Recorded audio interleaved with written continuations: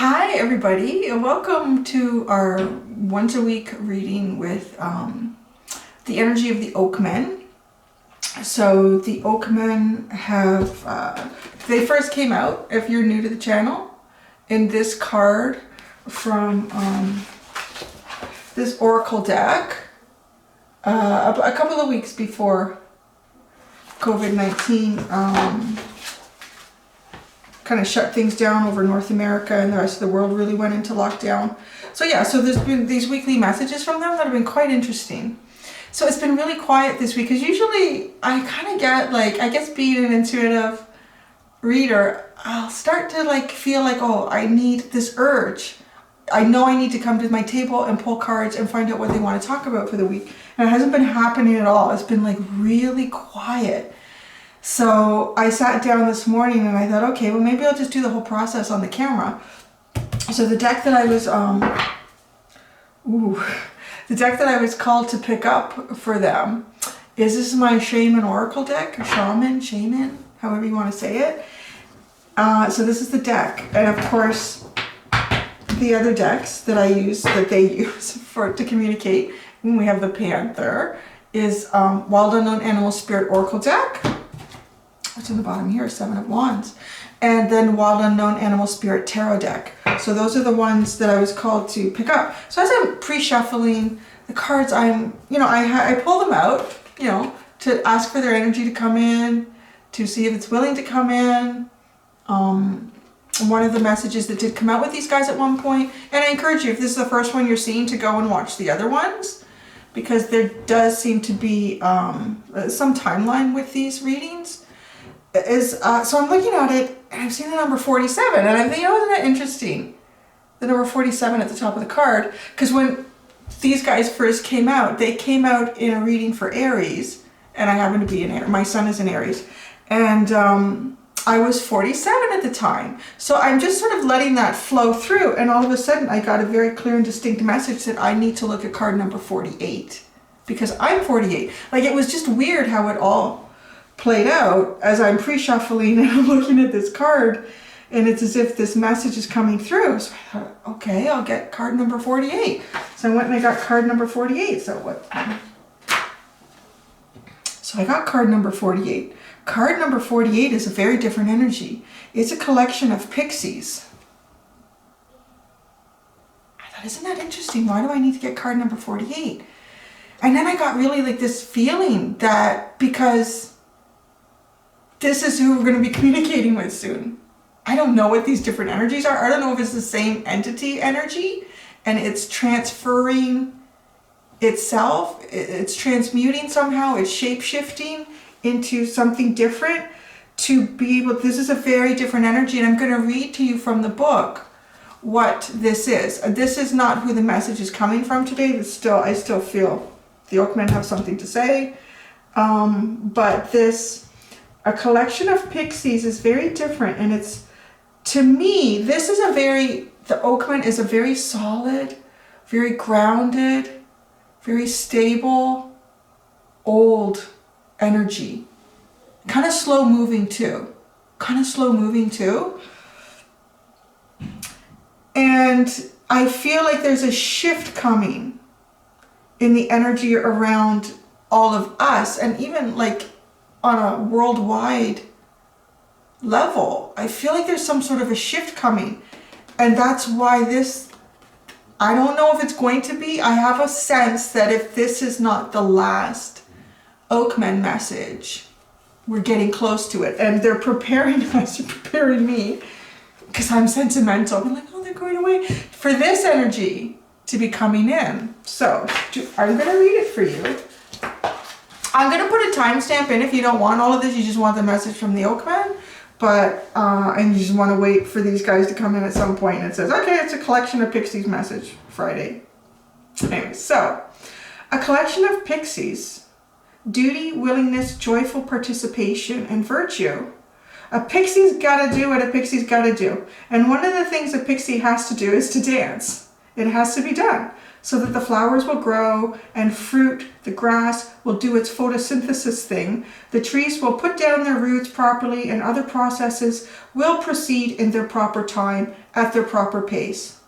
Isn't that interesting? I read that and I thought, oh, I understand now, because things have had to change all over the world, and we've had to change all over the world, but it's going to be time to, in a way, go back out into the field and to, you know, make sure that the flowers and the fruit are growing, to make sure that the roots are being put down into this new soil, that this seed, it's like there's this seed with this energy of a collection of pixies right now. This isn't the ground, almost, you know, a little bit like maybe the Oakman energy has planted that globally everywhere. And we're coming into approaching an energy cycle of needing to nurture that seed. But it's fun and it's uplifted energy. It's, you know, you gotta do what you gotta do. You gotta dance. So why not? It's a celebration in a way. So let's keep reading. The pressure of the pixies' energetic little etheric feet may even be what helps to keep the world turning at the right speed. At least they claim it does. And in brackets here, the author says, I know that physicists claim differently, but who would you rather believe? Besides, physicists keep changing their minds about things, and pixies have done this dance forever, and the world has kept on turning, hasn't it? All the physicists do anyway is to explain how the pixies dance works, not how does it, or not who does it. So I like that, right? It's fun. Approaching these tasks with lightheartedness is, they say, essential. See? Like there's going to be tasks ahead of us as we embrace this new, I want to kind of say the dawning of Aquarius. I really feel like we have the potential to start again and have an approach that comes from here. You know, we've been pulled away from so many things and so many people and so many friendships and so many connections and things that we have passions about, to really embrace that. Like it's this, do you feel that energy of these pixies?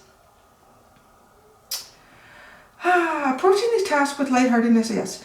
It lends virtue and the sense of potency to their actions. Otherwise, their feet would come down too heavily and stunt the growth of things instead of enhancing it.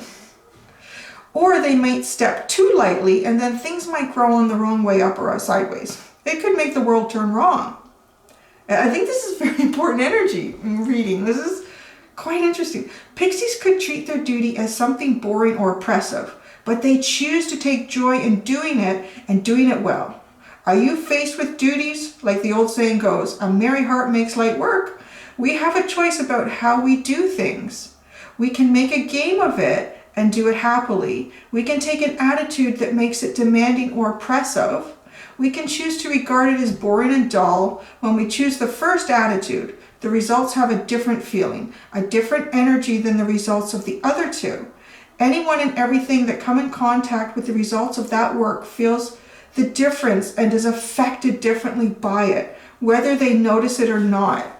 How true is that, right? You can have two people walk into an office space or any sort of a workspace. I always use that because that's where most of us do a lot of socializing with a lot of different people.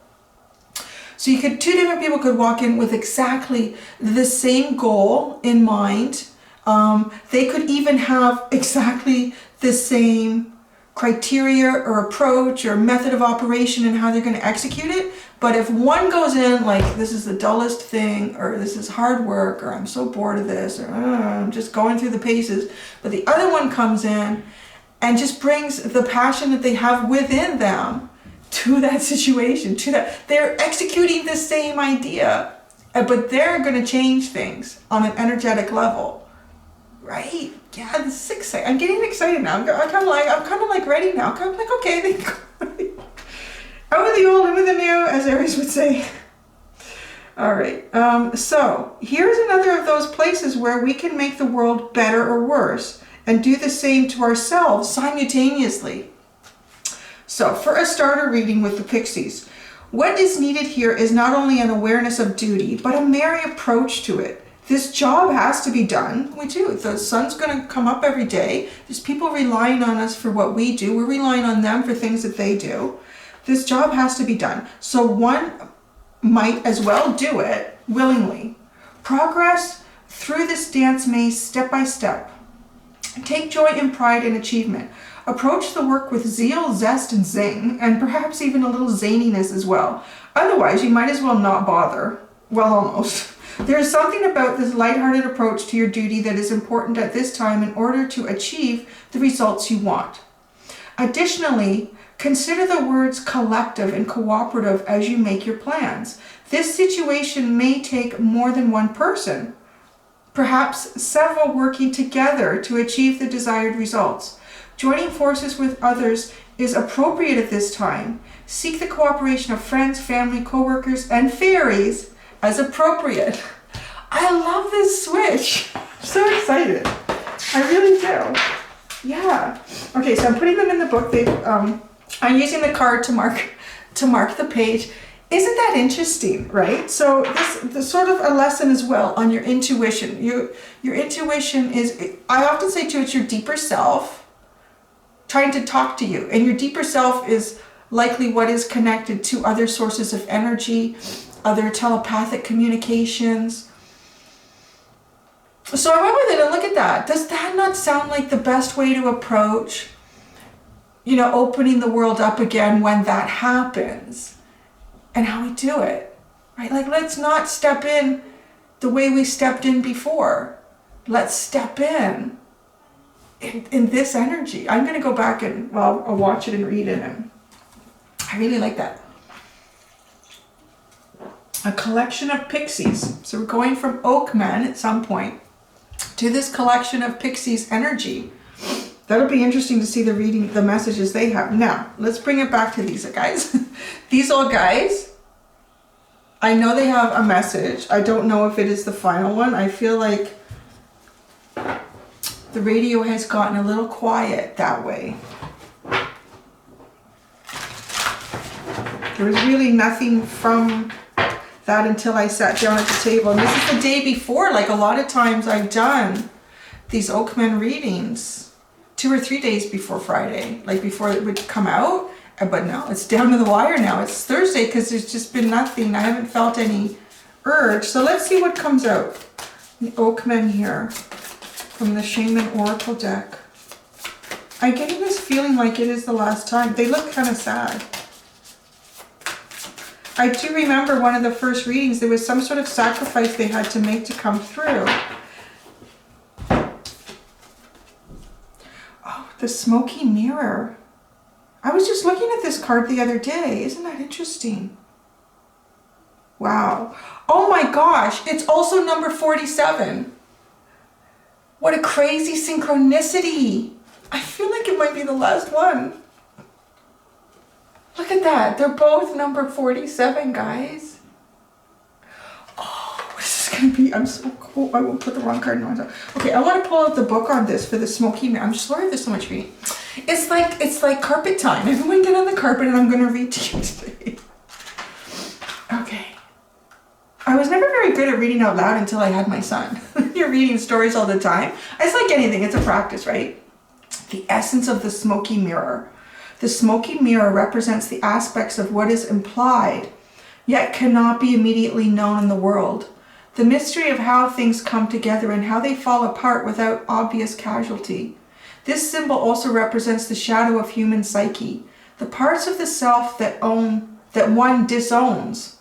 The smoky mirror can also represent a state of denial or the inability or refusal to see the truth.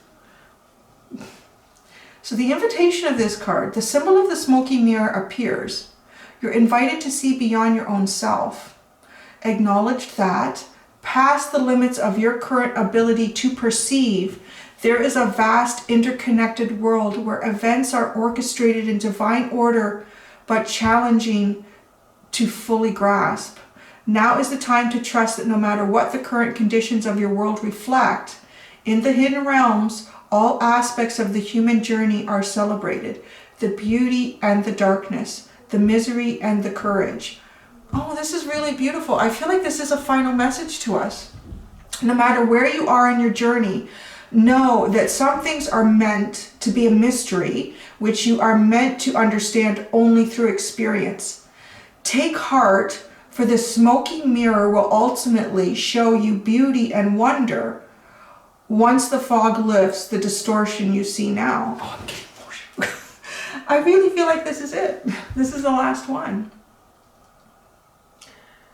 And it's really beautiful. It's almost, I'm getting like the message from this card, from the energy right now. It's a very loving, like you're celebrated, no matter maybe how lost, how alone, or how forgotten you feel as an individual, or we feel as a race, the human race at any given point. Like that we're not. It's almost as if there's an awful lot of effort or energy, or just it's the celebration of what we go through, because it has so much meaning. It's really cool. Okay, the medicine. Understanding the shadow of the human journey requires that you go deep into your story to discover the wound that prevents you from seeing the truth of your current situation. Your fears and expectations of disappointment and unworthiness may be clouding your capacity to see the potential in yourself and others. The smoky mirror may be showing you things you don't want as a result of your conditioning. These can become even more real, but only because you are making it so. The choice is yours. The world will hold you accountable for what you see and create. Can you see through the eyes of truth and faith instead? Oh my God. I think that's the end of that. Wow. Yeah, that's that. Oh my goodness. I don't even know if I'm ready to pull cards. Jeez. The bottom is the Beauty Way. Number 4. The Lotus and the Dragonfly. I guess a lotus is like, well, I think a water lily is different. I don't know, but it is. It's something that's coming up from the depths of the water to blossom and to bloom. Really beautiful. And the dragonfly to me is when you do start to see clearly. And the dragonfly has also come from the depths of where the water lily started, or the lotus started, because they have full metamorphosis. So they start off as an aquatic creature down in the water, right? And they hunt. They walk around and they hunt little minnows and things like that. They have a totally different life from the life they're going to have above water. They're very much like a butterfly, like with the full metamorphosis. They go into a cocoon, into a chrysalis. I believe they do, yeah. And then they hatch out of that. Often I think like you'll find them stuck to a rock or the leg of a dock or something, and then they hatch out of that and they crawl up. Or no, oh, maybe it's partial metamorphosis. It's been a while. It's been a while since I took entomology.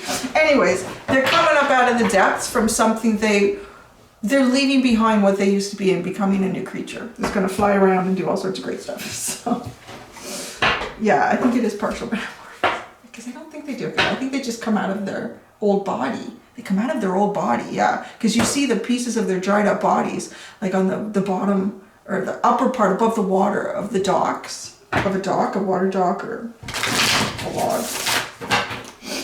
Oh my goodness, this is something. This is very different from other readings. I don't know, I just feel like a really different energy. It's really coming from the eyes of the drawing today. Really a different energy.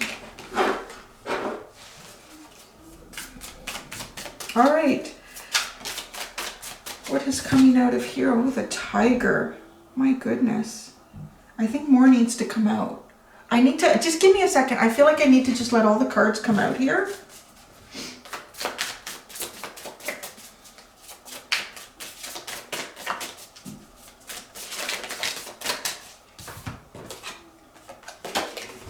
The snake.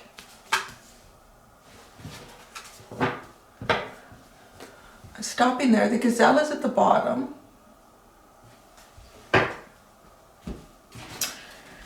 And now I'm going to go to the tarot.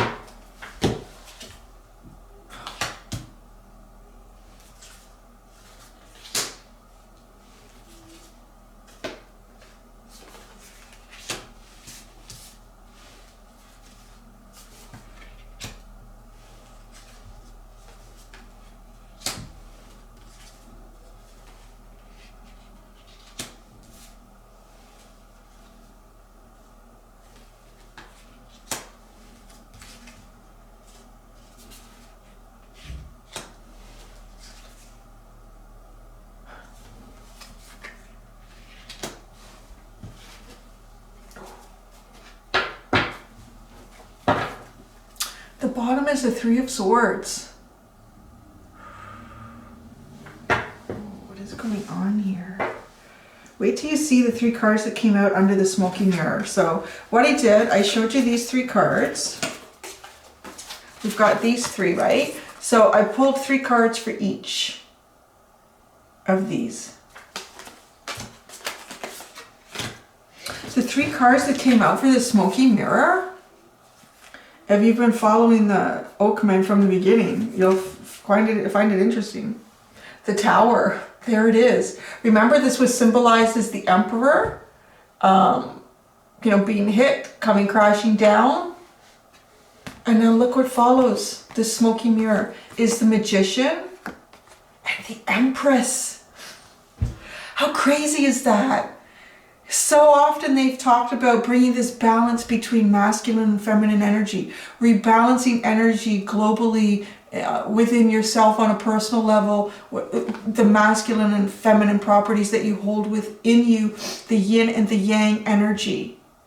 And it's almost like they're bringing us back to this. Remember this card. This was that big card. What they were trying to say. I'm sorry, my allergies are bad. Excuse me, sneeze. So, and then the Magician, you know, doing the work, the manifestation to the Empress. The Empress is that balance because the Emperor was like ditched. The Empress energy. There's so much abundance with the Empress. Oh my gosh, right? The Empress is full of abundance. It's full of growth. It's full of prosperity. It's a very stable, very three-dimensional manifestation. And the Magician is looking, the Jaguar in this, as the Magician, is looking with all the tools it needs to create and looking towards the Empress energy. As if this is what I will create. This is who I am. This is what I shall be.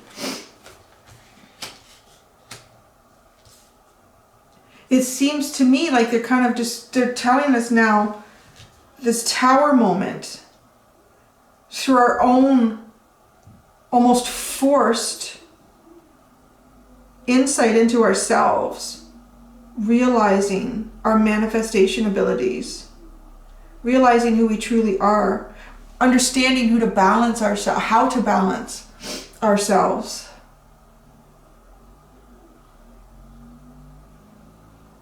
It feels a little bit like, too, the message of the challenges that come towards us. I'm still thinking about the overall message of this.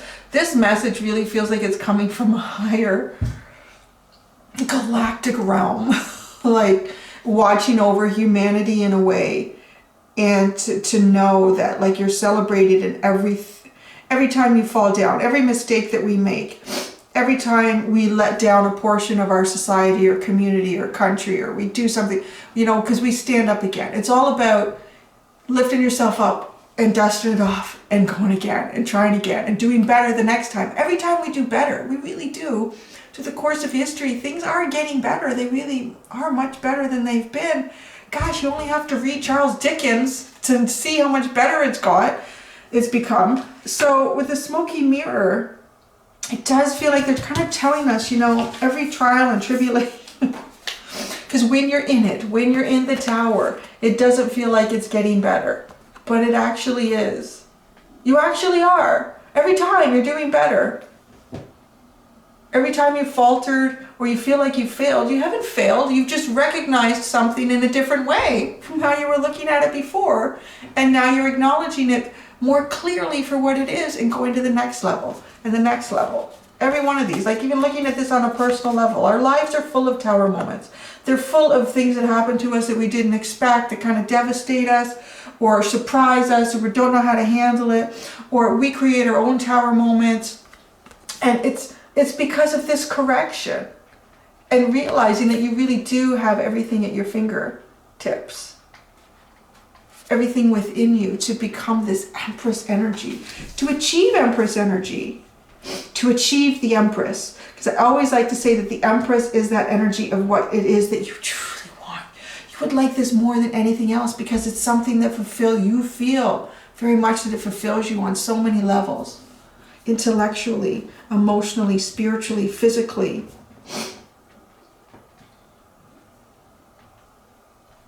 Yeah, it's pretty neat. And it's infinite. This goes on. There's that jaguar with the infinity symbol. It's infinite. This power, this ability, this existence is infinite.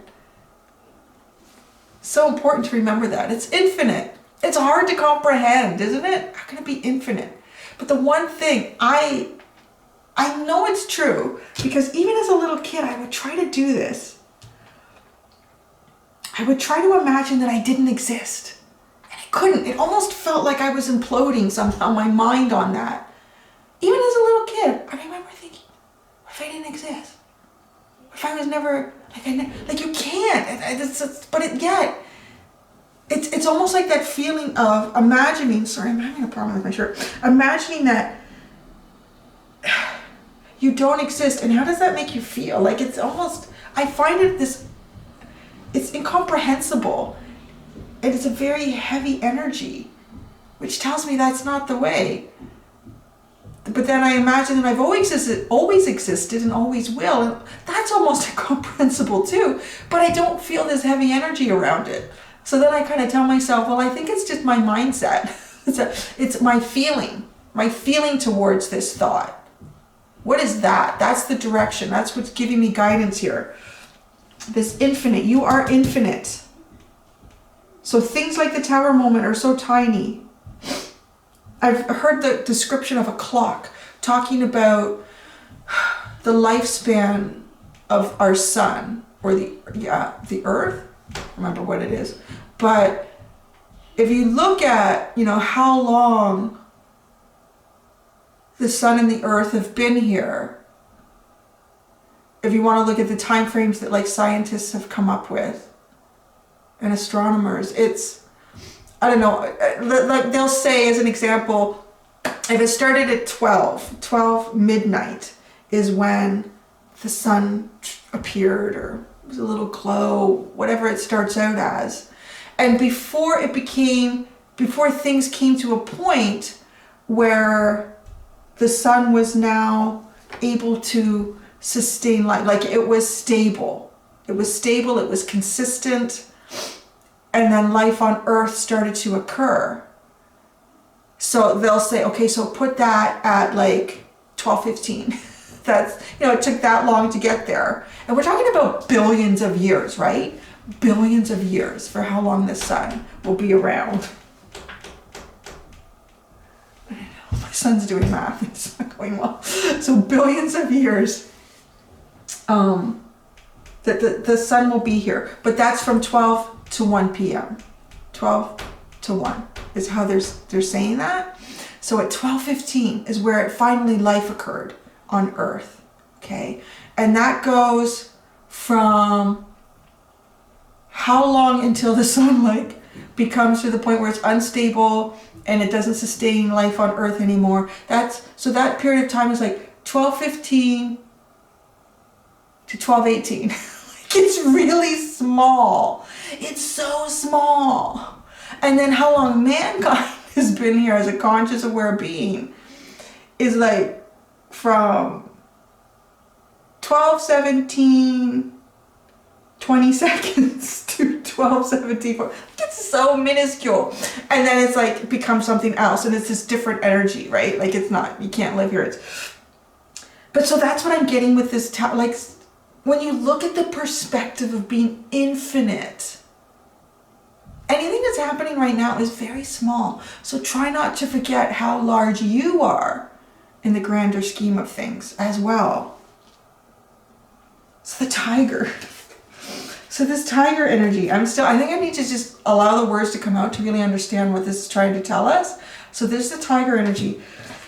The cards that came out with it, I do see a progression happening here. The Six of Swords, the Mother or Queen of Swords, and the Eight of Swords. There's that chrysalis. There's that full metamorphosis that I was talking about.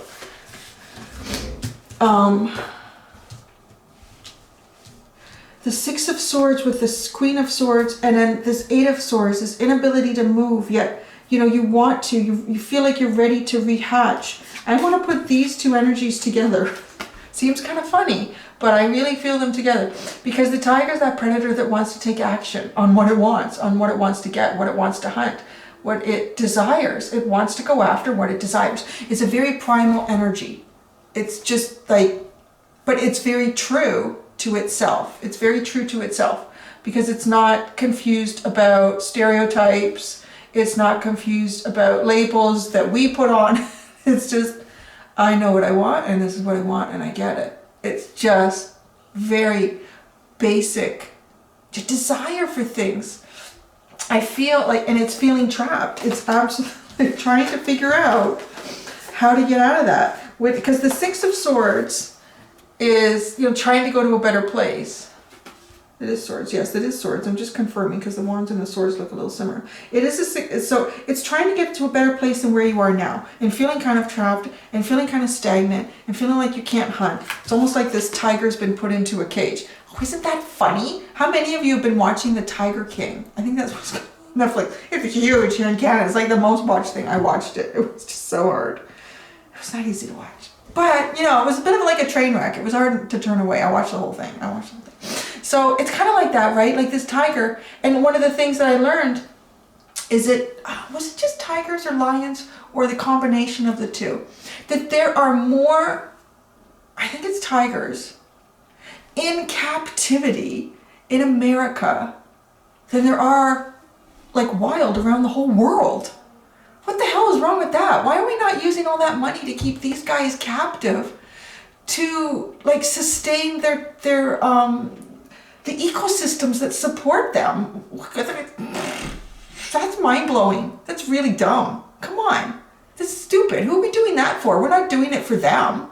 Really? To go and see them in a cage? Isn't that how you feel right now? Like you're in a cage? Is that right? Do you feel good about it? Are you really being you? Because they can't really be them. I know you're getting all like environmentalist on you, but yeah, see, I wanted to, so here's the story. You're probably like, why doesn't he know so much about these things? So when I went to college, I wanted to be a conservation officer. I was like in high school and all my friends were gonna go to university and do all these things. I'm gonna save the friggin' world, man. I'm gonna save the world, I'm gonna save it. One ecosystem and one animal at a time here. And I was gonna be a conservation officer. It was probably a good thing I did it because bad people scare me. I get kind of nervous around them. So yeah, I wanted to. I sort of have taken all these courses about forestry, entomology, tons of stuff. Water systems, park regulations, all sorts of things. And then I would have to take a whole other course on actually being, well, here it's called a conservation officer. I think in the US, what is it called? They have that show with them. Where they go around, you know, people that are poaching and stuff like that. So then you'd have to take all these courses on the laws, and then you'd have to take courses on gun hand, like all sorts of stuff. I don't know, I can't really carry a gun, but when I was, you know, younger, this is what I wanted to do. So this was the lesson that I learned. This was the lesson that I learned when I got to college. So when I got to college, you got to take, the college that I went to, School of Natural Resources, they allowed you for the first semester. You could take, you would take actually, every program. And it was because they found that kids would go there, I call them kids, they're kids, young adults, would go there and have something in their mind that they wanted to do, and then they would get into it, think, oh, no, I'd rather do that. So, I got there, and then they had, and I knew exactly what I wanted to do. I was taking the different courses. I'm like, yeah, no, I know what I want to do. I know what my calling is. I know what I need to do. And then alumni came, and they were speaking one evening, and you could go and listen to them. And so there was alumni coming for the conservation officer program. So I was there, yeah. And so it was sad. It was pathetic. It was horrible. So it's like, no, please don't tell me that. And I don't know what they do, but having a career in it was almost, it wasn't going to happen. He basically said that because there'd been so many cutbacks in like saving the world, there'd been so many cutbacks. This is the story here. I think this is important. There's a reason for this story, because this is an important lesson that I learned. And listen to what our world used to be and how we can change it, okay? These guys shouldn't be in cages. We should be using that money to save their habitats. So yeah, he pretty much said, yeah, you could look for the next 10 years once you graduate, like having part-time contract work there, being out of work for a while. You basically had to wait for someone to die or retire to get a position somewhere. I'm like, what, are you kidding me? Like, no, you gotta be kidding me. Because too, and like, I didn't come from rich parents. My parents were teenagers when they had me. I had to work for everything. I had to like claw and, you know, really fight for everything I wanted. So I had student loans and I had stuff, and I had to be realistic, and I thought, I can't do that. I have to find a job that's gonna pay me and have some kind of a future. So I got into pest control. You know, isn't that sad? But there was tons of money, made tons of money in it, and I worked my way up. I got into QA departments. I had a lot of fun doing audits and all sorts of stuff. But I still had to start at the bottom and do grunt work. Yeah, so, and then, you know, that was the path I had to take. And I realized something about our world when that happened, when I experienced that situation. I realized that the world that we have created now, you cannot grow a life, you cannot see a future for yourself saving the world, only destroying it. And not to say that like that's what pest control is, because it isn't, but it was just the whole idea of, I wanted to save animals and I have to kill them. What the heck? Like, that was it. Like, there was so much more money and future in killing things than preserving things. Like, as a broader message, like realization. I was like, this is a really messed up world. It's just like, you know, becoming an adult, and I'm like, this world is so messed up, man. It is. It's, yeah, come on, really? So here's the funny thing. So friends, I know this is terrible. I'm sorry. I think this is interesting because, well, maybe that was an indication of a change coming. There was friends that I went to college with that I'm still in contact with, and two of them actually really sweet. They met each other in college, and they're still together. And they never officially got married, but they have 2 kids. And he took Parks and Recreation. We used to call it Parks and Playgrounds because it kind of was like, it wasn't, yeah, a real career. I don't know. Anyway, so. But after that, he ended up taking other stuff, and he ended up, I don't know what kind of degrees he got, but he ended up working for Hydro, like like with the computers and stuff. So he found like a real career for himself. But he had a friend who was adamant about being in Parks and Rec. And he used to tell his friend, like, you're never gonna get a full-time job. Do you know last year, he was telling me, he said, yeah, my buddy, he finally sent me an email. He finally got a full-time position somewhere. So they graduated a year after me. So they graduated in 1995. And last year, which is 2019, he finally got a full-time position. So I'm kind of glad I didn't go that route. Where would I be today? I really feel that with this tiger. I really have to say, the world that we've been in up to this point has not been a world where people could prosper, people could grow, people could expand by saving things, right? By saving things. I think it's time to see if we can do that this time around. Can we do that? Can we look at things? Can we speak up when something we know isn't right? So, because I feel like, you know, this Mother of Swords is here to tell us, you know what the truth is. You know what your truth is. And when things are not serving that truth, you do need to cut it out, because you do need to follow your deeper path here. And with this Eight of Swords, it's usually about, you know, not being able to move, something you can't see as well, or you're not willing to see, feeling stuck. This is like, many of you are probably feeling like, yeah, I'm ready to hatch now. I've done the inner work, I'm ready to go. But you still can't. You still can't. It's not safe, is it? If that monarch butterfly hatches out, it's, yeah, oh my gosh, too. And with the wings are going to be all wet and moist, and they need to expand them and fill them up with, you know, blood.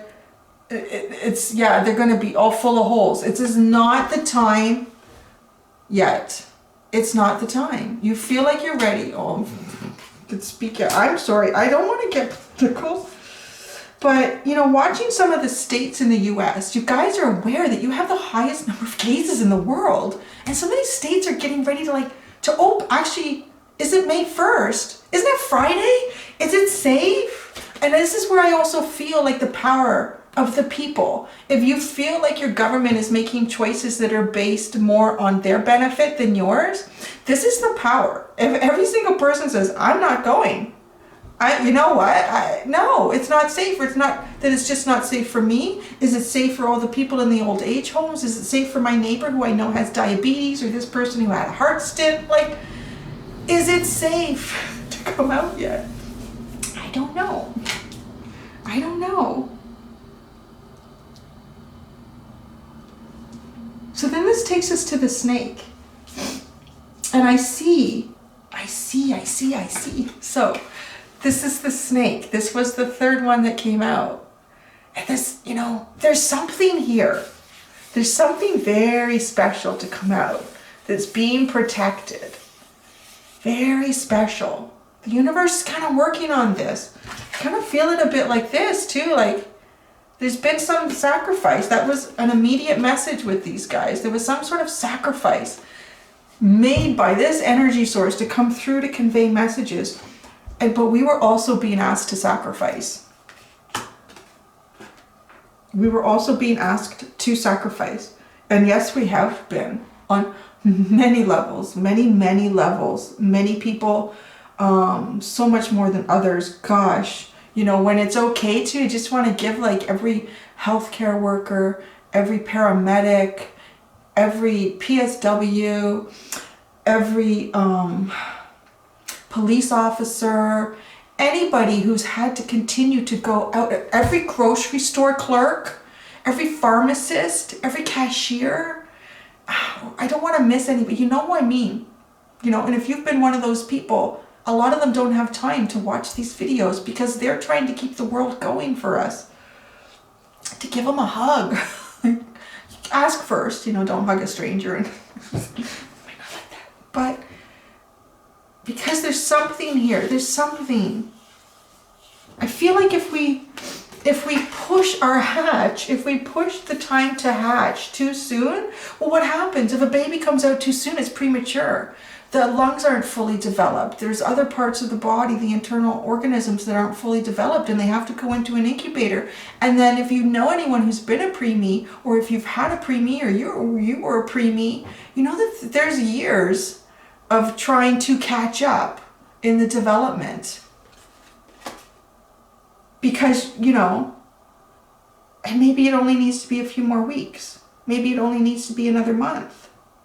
Is that such a long time in the big scheme of that giant clock? That's nothing. That's not even a millisecond, man. That even doesn't even register. That time frame doesn't even register on being an infinite being. It doesn't even register. It's so minuscule. So as this is getting ready to hatch, this new, it feels like an awakening. I mean, it's the oh my gosh, I lost the term for it. The flower, the cosmos. I can't remember what it's called now. You know what I mean. But it is like, it's almost like this information download or this. I've always had this vision of, you know, this perfect world. And I feel like it's kind of got that energy, and it's not, obviously the next cycle isn't the perfect world, but it's another one of those steps to getting us closer, you know, pulling us further and further out of that Charles Dickens energy, you know, when orphans were stuck in jail if they were found, you know, stealing a piece of bread, or it's just, you know, I've gotten, there's still a lot of problems, but it's better, it gets better every day, and that's each one of us that does that. And so, look at, you know, the 8 of Swords, the 9 of Swords is what came in, the first card underneath that snake. And the 8 of Swords was the last card underneath the tiger. You know, it's driving you crazy. It's driving some of us crazy.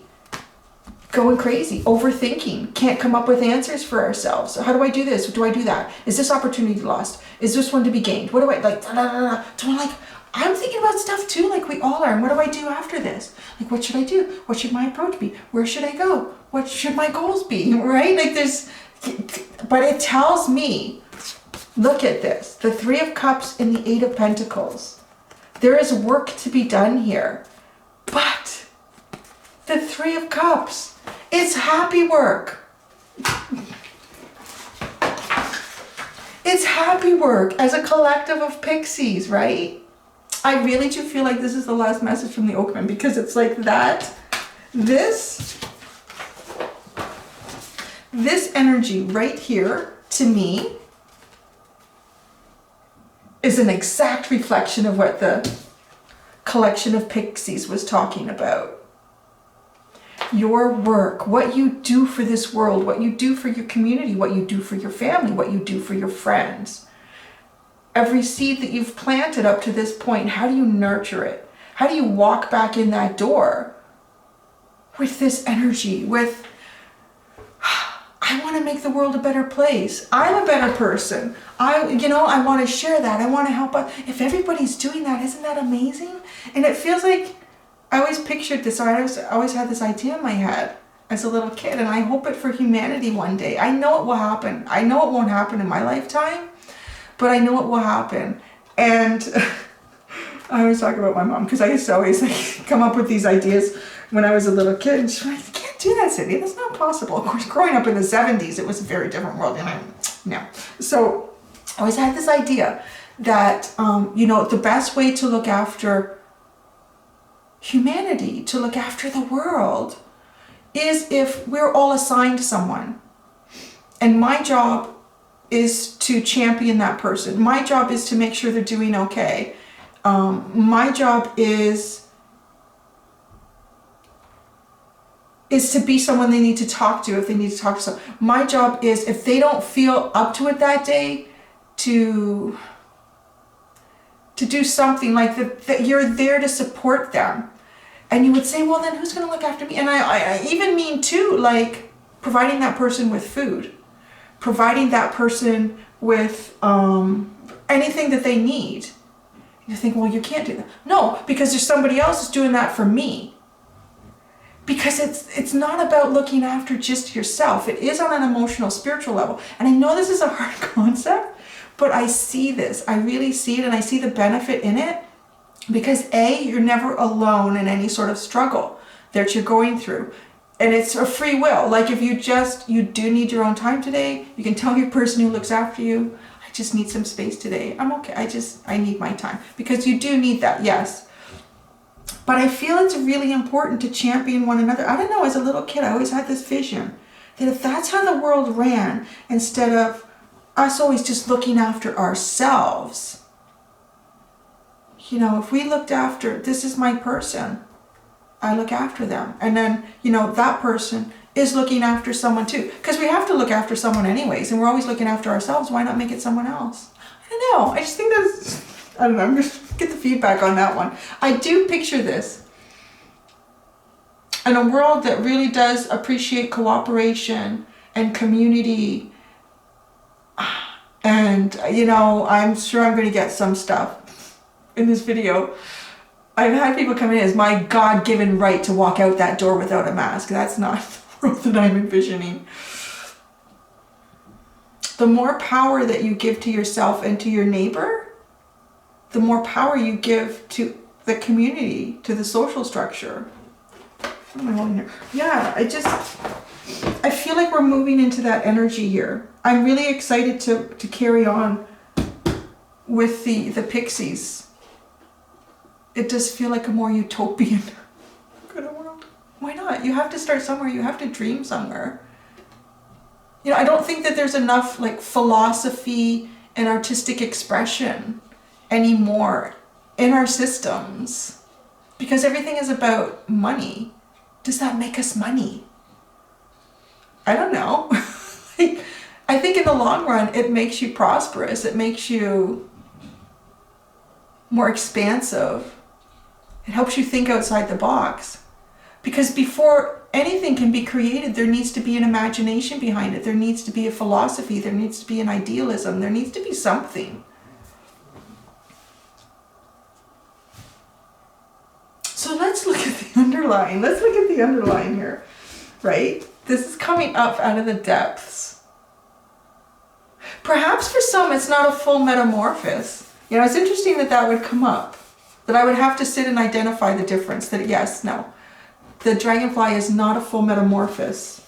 Ah, but yet this is. So maybe that's the thing here. If you come out too soon, if we jump out of the gate too soon, it's not just about,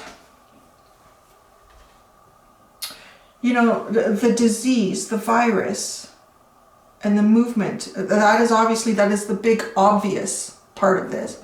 But I think it's, you know, more on a personal level here. If we come out too soon, if you come out too soon, you may feel like you're ready. But maybe this is trying to tell us, if you do, you're not quite the butterfly. This isn't full metamorphosis. This is partial. Because it doesn't go in a cocoon state.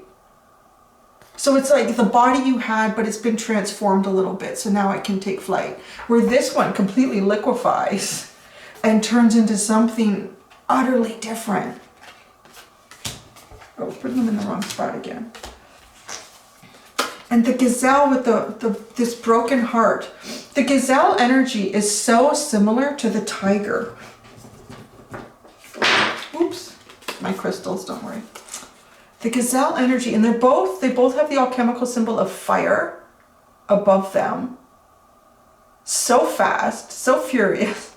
But this one is like, is it time to go? Is it a good time? No. This one wants to go. And it's this playing back and forth, and almost like this heartbreak that sits in between. Ooh, this could even be like your energy and another person's energy. Do I go? Are they coming? Is it safe? Should I try? You know, and then we have this like, because we're stuck. And I really have felt that with a lot of the readings that I've been doing for the Zodiac lately. But the readings this week got really, they were really kind of beautiful. Capricorn was amazing. I have no idea how long I've been going on here.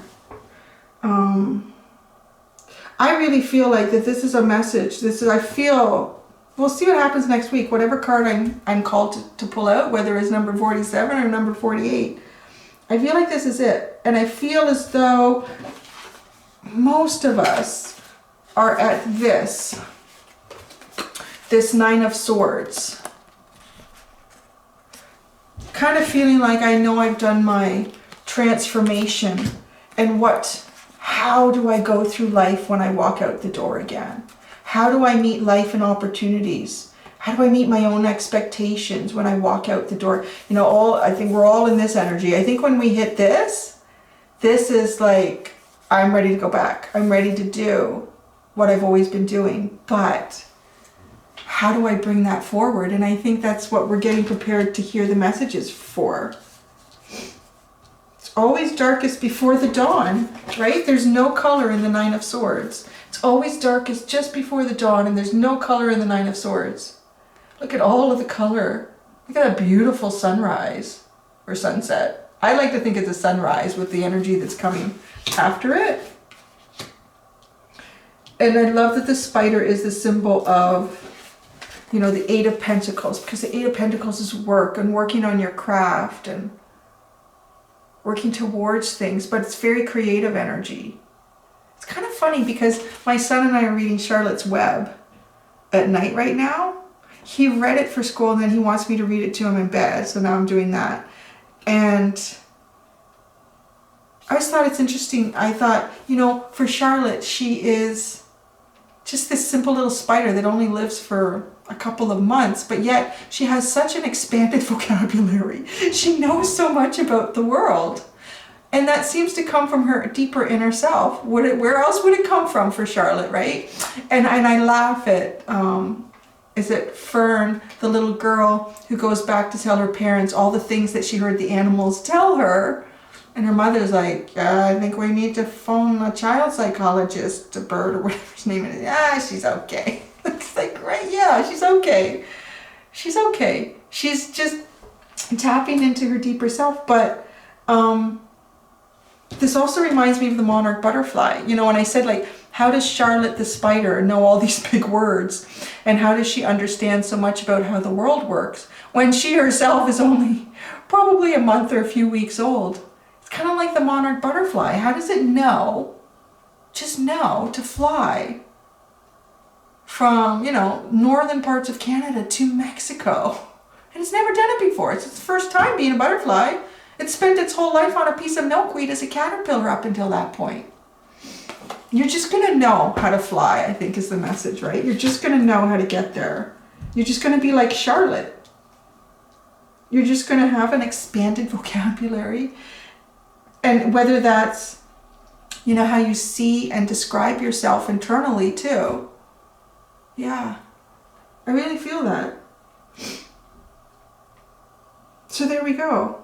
That's it, I think. That's it, guys. I'm sorry if I rambled on too much. There was just so many messages coming in that were relating to things that I've been through that have given me sort of epiphanies about our world. I just kind of thought, this is the time to say it. Why not, right? Like, yeah. Maybe we could turn the world into a place where there are more tigers in the wild than in captivity. Or maybe we could turn it into a place where you can A, support yourself, B, support your community by saving things, by making things better. And that's it. That's all I gotta say, guys. So I don't know what you think about that one. That was really different. It's not what I expected. It never is when I do the Oakman. So here we go. One, unless, in case it is the last time. Let's see. It kind of feels like it with the energy that's coming in, because that's very reflective of that pixie energy. Here we go. So until next time, guys and gals, do be gentle with yourselves. Bye.